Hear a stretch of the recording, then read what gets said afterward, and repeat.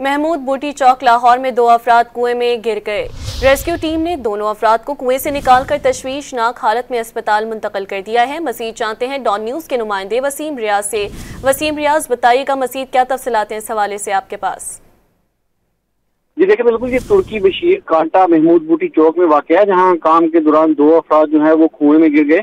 मुकामी अफराद ने अपने तौर पर उनको निकालने की कोशिश की, लेकिन गहराई जो है वो ज्यादा थी, जिसकी वजह से वो उनको निकालने में कामयाब ना हो सके। जिसके बाद रेस्क्यू 1112 को जो है इतला दी गई और रेस्क्यू की टीमें जब मौका पर पहुंची और ऑपरेशन शुरू किया गया तो दोनों अफराद को जिंदा निकाल लिया गया, लेकिन उनकी हालत इंतहाई तशवीशनाक बताई जाती है। दोनों अफराद को फौरी तौर पर तिब्बी इमदाद के लिए मुकामी अस्पताल कोट ख्वाजा सईद जो है वो मुंतकिल कर दिया गया है, जहाँ उनको तिब्बी इमदाद जो है वो फराहम की जा रही है। रेस्क्यू का कहना है कि इनकी शनाख्त का अमल भी मुकम्मल कर लिया गया और मजीद जो कानूनी कार्रवाई है वो इस पर पुलिस अमल में लाएगी। ताहम दोनों जो अफराद हैं उनकी हालत तशवीशनाक बताई जाती है। वसीम, तफसीलात से आपने आगाह किया, शुक्रिया।